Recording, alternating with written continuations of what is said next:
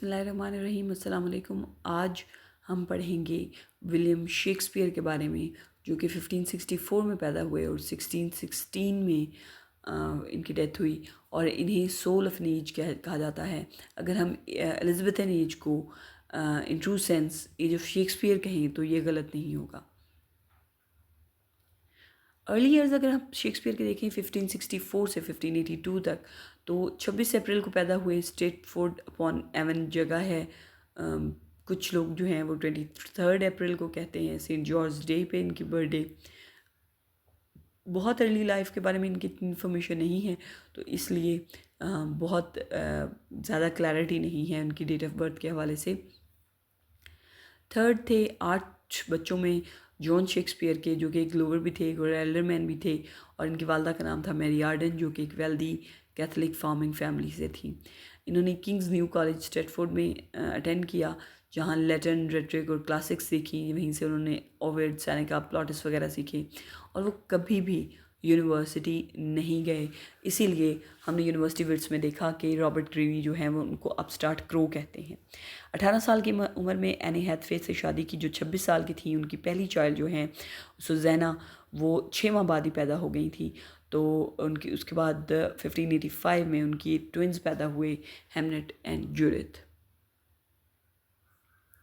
1585 से लेकर 1592 को लॉस्ट ईयर कहा जाता है, क्योंकि जो 7 साल तक शेक्सपियर का कोई रिकॉर्ड नहीं पाया जाता। कुछ कहते हैं वो स्कूल टीचर थे। स्ट्रेटफोर्ड भागे एक डियर का शिकार करने के बाद, और फिर उन्होंने सोल्जर या लॉ क्लर्क के बारे में भी के तौर पे भी सर्व किया। 1592 में उनका रिकॉर्ड आना शुरू हुआ, क्योंकि 1592 तक वो लंदन में आ चुके थे, वहाँ पे एक्टर बन चुके थे, प्ले राइट बन चुके थे, क्योंकि यही वो टाइम है जब रॉबर्ट ग्रीनी ने उन्हें upstart crow beautified with our feathers कहा था। इसका मतलब कि शेक्सपियर ऑलरेडी सक्सीड होना शुरू हो गए थे, क्योंकि सक्सेस ही आपकी जो है वो जेलसी या क्रिटिसिज्म को इन्वोक करती है। उसके बाद आता है उनका लंदन करियर, जिसमें उन्होंने क्वीन एलिज़ाबेथ वन के सामने परफॉर्म किया, फिर जेम्स वन के सामने परफॉर्म किया, और ट्रेडिशन कहते हैं कि वो घोस्ट के तौर पे परफॉर्म करते थे, जैसे कि हेमलेट में घोस्ट बनते थे, या ओल्ड मैन के तौर पे परफॉर्म करते थे। इसका मतलब उस टाइम उनकी काफ़ी उम्र थी। जैसे उनकी एक कॉमेडी है जो लाइक इट, उसमें उन्होंने एडम का रोल किया।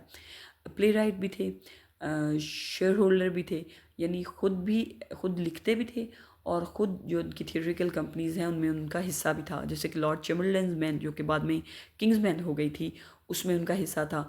उस कंपनी में ग्लोब थिएटर जो था उसमें हिस्सा था, जो ब्लैक फ्रीयर्स का इंडोर थिएटर था उसमें हिस्सा था। और वो कोई भूखे नंगे आर्टिस्ट नहीं थे, बल्कि वो एक वेल्दी मैन थे। उन्होंने एक न्यू प्लेस खरीदी, जो कि स्ट्रेटफोर्ड का दूसरा सबसे बड़ा घर है। और उनकी पैट्रनेज कौन करते थे, वो थे अर्ल ऑफ साउथहैम्पटन, जिनका नाम था हेनरी रियोथ लेस्ली, और उन्हीं को उन्होंने डेडिकेट की थी वीनस एंड एडोनिस और रेप ऑफ लुक्रेसी। ये दोनों पोएम्स जो हैं उन्होंने अपने पैट्रन के लिए लिखी थी। 1610 से लेकर 1616 तक उनके लेटर ईयर्स हैं। 1616 में डेथ हो गई थी। रिटायर हो गए थे 1610 में वो स्ट्रेटफोर्ड में, लेकिन वो कोलैबोरेशन अभी तक कर रहे थे। जैसे कि उन्होंने जॉन फ्लेचर के साथ हेनरी एट लिखी और टू नोबल्स किंग्समैन भी लिखी।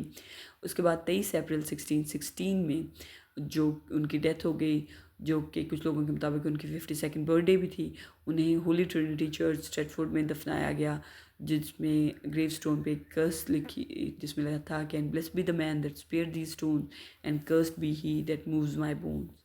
ये उस टाइम की ट्रेडिशन थी कि अगर कोई मुझे आराम से सोने देगा इस कब्र में, तो वो अल्लाह ताला उसकी रहमतें हों उस पर, और उस पर लानत हो या कर्स हो वो आदमी जो कि मुझे यहाँ से मूव करेगा।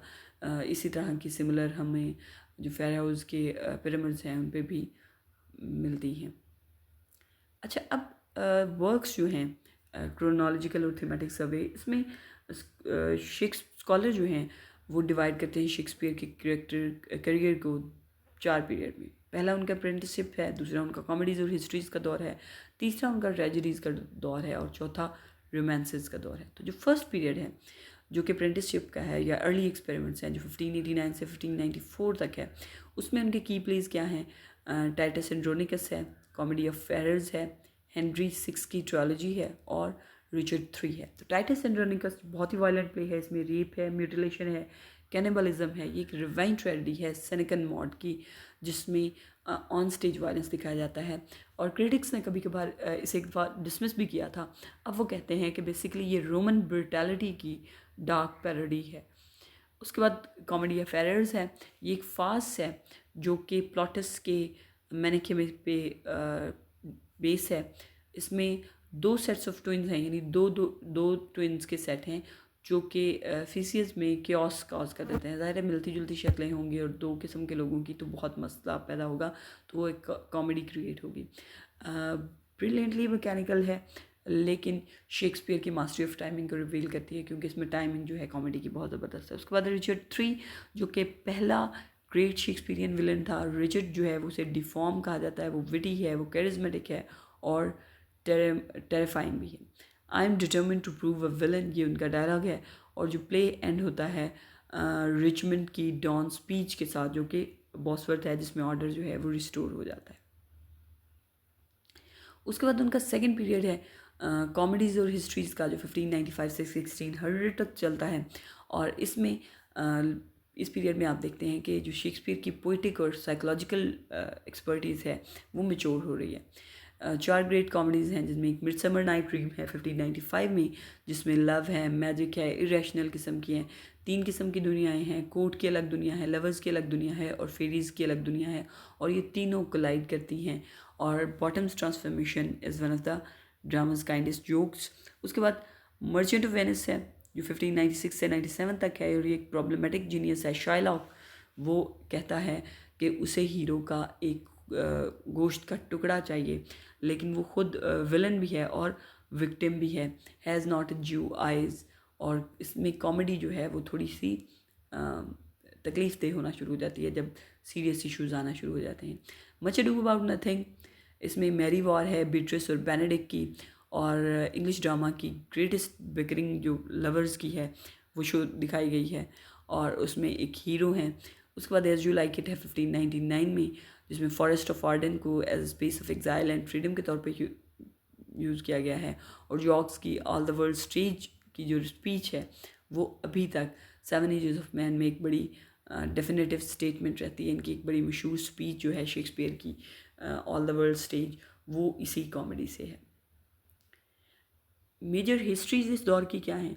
एक है रिचर्ड 2 1595 में, जिसमें किंग पोइट है और रिचर्ड का फॉल दिखाया जाता है, और एक डिवाइनली सैंक्शन मोनार्क जो है वो कहाँ से खुदा का चुना हुआ मोनार्क एक कैद खाने में आ जाता है और अपनी डेथ पर गौर फिक्र कर रहा है।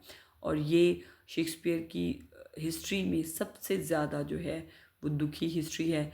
और इस जो डिपोजिशन का शौक है उसने एलिज़ाबेथ को सीन है, उसने एलिज़ाबेथ को भी शौक किया था। उसके बाद हेनरी फिफ्थ हैं, ये आइडियल वॉरियर किंग हैं, और ये सेंट क्रिस्पिन्स डे की स्पीच है इनकी, एक we few we happy few we band of brothers, ये बड़ी मशहूर है और इंग्लिश में।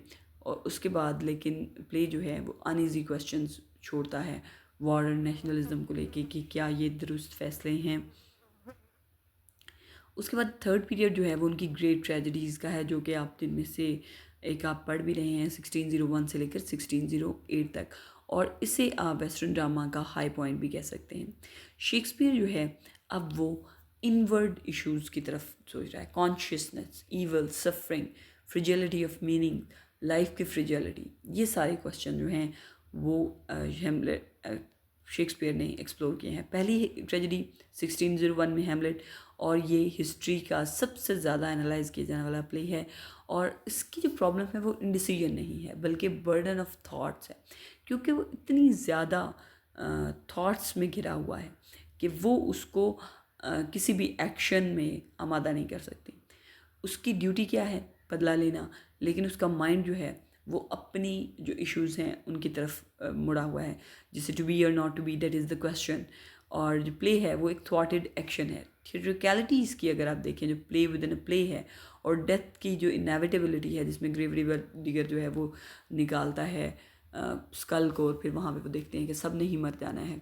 यानी हैमलेट जो है एक आउटवर्ड वर्ल्ड है जो कि उससे पुश कर रही है कि वो अपने बाप का इंतकाम ले। और एक उसकी इनवर्ड वर्ल्ड है जो कि शदीद किस्म के एक साइकोलॉजिकल अपहीवल से गुजर रही है। उसके बाद ओथेलो लिखी उसने 1604 में। ये ट्रेजेडी ऑफ जेलसी है, ये एगो जो है उसमें उसकी मोटिवलेस मेलिग्निटी है। कॉलरिज कहता है कि मोटिवलेस है वो, क्योंकि लोग कहते हैं कि एगो जो है वो ओथेलो से जेलस था क्योंकि वो करना चाहता था, लेकिन वो ओथेलो को सिर्फ भड़का कर उसकी जो पूरी लाइफ है वो तबाह कर देता है। और एक ओथेलो जो है नोबल वॉरियर से एक वायलेंट मर्डर के तौर पर सामने आता है, और जो उसका फॉल है वो बहुत ही स्विफ्ट है और बड़ा ही तकलीफ दे फॉल है उसका। उसके बाद किंग लियर हैं 1605 से 1606 तक लिखी, और ये ब्लीकेस्ट ट्रेजेडी है। लियर जो है अपनी किंगडम गिव अप कर देता है, अपनी बेटियों में डिवाइड कर देता है। वो एक्सपेक्ट ये करता है कि उससे मोहब्बत मिलेगी, लेकिन रिसीव क्या करता है, क्रूएलिटी। और अब पावर भी नहीं है उसके पास, माइंड भी नहीं है, और वो कहता है कि poor naked riches are human too. और जो इसकी एंडिंग है जिसमें कॉर्डिलिया भी मर चुकी है और लियर जो है वो तकलीफ़ में है, उसमें कोई कॉन्सोलेशन नहीं है, सिर्फ रॉ ग्रीफ है एंड पर। जैसे अगर हम हेमलेट और ओथेलो को देखें तो उसमें थोड़ी सी कॉन्सोलेशन आती है, जिसमें उसके एंड पे 14 ब्रेस की आर्मी आ जाती है और उसके एंड पे जो है वो केशियो और बाकी लोग आ जाते हैं। लेकिन यहाँ पे कॉर्डेलिया की डेथ पे जो है वो मॉर्न कर रहा है लेयर, और कोई भी कंसोलिंग नहीं है। उसके बाद मैकबेथ है, शॉर्टेस्ट ट्रेजेडी और एक कंप्रेस्ड नाइटमेयर है। एम्बिशन इज़ अ डिजीज़ दिखाया हुआ है। मैकबेथ और लेडी मैकबेथ जो है वो किंग को मार देते हैं और उनमें अपनी सारी इंसानियत अपने मेहमान को कत्ल करते हैं। और ये प्ले जो है वो ब्लड में डूबा हुआ है, sleep walking prophecy out dam small. इसी पीरियड से एंटनी एंड क्लियोपेट्रा भी हैं, जिसमें कॉस्मिक लव एंड पॉलिटिकल रूइन दिखाया गया है। इसी में टिमन ऑफ एथन है जो कि मिज़ेंथ्रोपिक सटायर है, जिसमें इंसान के खिलाफ बात की गई है। फोर्थ पीरियड अगर हम रोमांसेस का देखें जो 9 से लेकर 13 तक था, उससे वो ट्रेजी कॉमेडीज़ में है, जिसमें प्ले लॉस से शुरू होता है लेकिन एंड क्या हो जाता है, मिराकुलस रिकवरी पे। 4 रोमांसेस हैं जिसमें पेरिक्लिस है, जिसमें लॉस्ट प्रिंसेस है और उसकी रिसरेक्शन जो है म्यूज़िक के थ्रू होती है। सिम्बलिन में जेलसी और रियूनियन दिखाई गई है। विंटर्स टेल में लियोंटिस की जो इंसीन जेलसी है वो उसकी फैमिली को डिस्ट्रॉय कर जाती है। 16 साल पास होते हैं और उसके बाद हरमियोनी का जो स्टैचू है वो दोबारा से मूव करता है और लाइव में आता है। और she comes down is one of the theatres most transcendent moment है, ये हम पढ़ेंगे। टेम्पेस्ट है जो कि आखिरी सोलो प्ले है। प्रॉस्पेरो जो है वो एक मैजिशियन ड्रामेटिस्ट है, वो एक आइलैंड को कंट्रोल करता है, अपने एनिमीज़ को फॉरगिव कर देता है और अपनी लाठी को तोड़ देता है। उसका जो एपिलॉग है वो शेक्सपियर का फेयरवेल आप समझ लें, क्योंकि ये लास्ट प्ले है क्योंकि शेक्सपियर ने अकेले लिखा था। कहते हैं now my charms are all overthrown and what strength I have mine own, के सारे जो मेरे चार्म्स हैं वो ख़त्म हो चुके हैं। 1609 में ही पब्लिश हुई सोनेट्स 154 जो कि शायद लिखी 1590s में गई थी, और ये 2 तरीक़ों से कन्वेंशंस को तोड़ती हैं। पहला एक फेयर यूथ है जिसमें एक ब्यूटीफुल यंग मैन जो कि इंटेंस है, एरोटिक है, पोजेसिव है, उसको ड्रेस करता है, shall I compare thee to summer's day. और दूसरा एक डार्क लेडी है, एक sexually promiscuous dark haired women है जो डिज़ायर भी की जाती है और हेटेड भी, जैसे my mistress eyes are nothing like the sun. और इसकी की थीम्स जो हैं, यानी उस ज़माने में जो यूथ हैं, जो बॉयज़ हैं, they were suppose to be knights and chivalric और बहादुर, और जो उसने लेडी को कैरेक्टरिस्टिक्स दी हैं वो सारी की सारी उस ज़माने में जेंटलमैन के लिए इस्तेमाल की जाती थी, और जो उसने अपने बॉय को कैरेक्टरिस्टिक्स दी हैं वो अमूमन लेडीज़ के लिए होती थी। तो ये कन्वेंशन शेक्सपियर ने ब्रेक की थीम्स क्या है, time, decay, immortality through verse, jealousy और strange player of suffering in love, यानी मोहब्बत में जो तकलीफ़ होती है उसमें भी एक खुशी है। क्रिटिकल इश्यूज़ बहुत उठाए जाते हैं शेक्सपियर के। पहला, कुछ लोग कहते हैं कि शेक्सपियर वॉज समवन एल्स, कुछ कहते हैं ये फ्रांसिस बेकन था, कुछ कहते हैं ये ऑक्सफोर्ड था, कुछ कहते हैं ये क्रिस्टोफर मार्लो था। अब इसे मेन स्ट्रीम स्कॉलरशिप में एक्सेप्ट नहीं किया जाता क्योंकि एविडेंस है कि कुछ कंटेम्प्रेरी डॉक्यूमेंट्स हैं, यानी उसी टाइम जो मार्लो भी लिख रहा है और शेक्सपियर भी, और ये सारे कुछ उसकी विल है, कुछ जॉनसन की यूलॉजीज़ हैं, ये ओवरवेलमिंग हैं, ये नहीं हो सकता कि शेक्सपियर कोई और हो। सोर्सेज के बारे में उसके क्रिटिसाइज़ किया जाता है कि उसके जो प्लॉट्स हैं वो हॉलिंशर्ट्स की क्रॉनिकल जो हिस्ट्रीज़ हैं वहाँ से आई हैं, ये प्लूटार्क की लाइफ से हैं, ये इटालियन नोवेला से आए हैं। लेकिन उसके बारे में भी जो उसके सपोर्टर्स हैं वो कहते हैं कि बेशक उसने सारे प्लॉट्स जो हैं वो चोरी किए थे, लेकिन उसने उनको ट्रांसफॉर्म कर लिया था, इतनी बेहतरीन तरीके से ट्रांसफॉर्म किया था कि वो उसके नाम से जाने जाते हैं।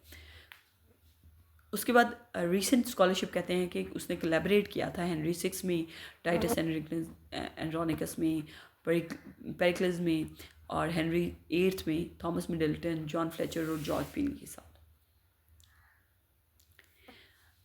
अच्छा, शेक्सपियर की बात यह है जिसके लिए ही स्टिल रेलेवेंट कि वो किसी एक एज का नहीं बल्कि सब टाइम्स का था। ये लिखा तो बेन जॉनसन ने था, लेकिन वो बिल्कुल ठीक था क्योंकि उसने कमर्शियल राउडी एलिजाबेथन स्टेज को लिया और उसे इन ऐसे करेक्टर्स से फिल कर दिया जो कि इतने अलाइव थे कि वो प्ले से निकल कर हमारी आम जिंदगियों में आ गए। अभी तक वो हैमलेट को अगर आप देखें, उसका इनर जो एक कॉन्फ्लिक्ट चल रहा है, we still can identify ourselves with the idea of Hamlet being immersed in thoughts। और उसी में अगर आप देखें लियर की गुस्से को देख लें, उसके जो वर्क्स हैं वो एक क्वेश्चन अगेन अगेन अगेन पूछते हैं, वो है कि what does it mean to be human.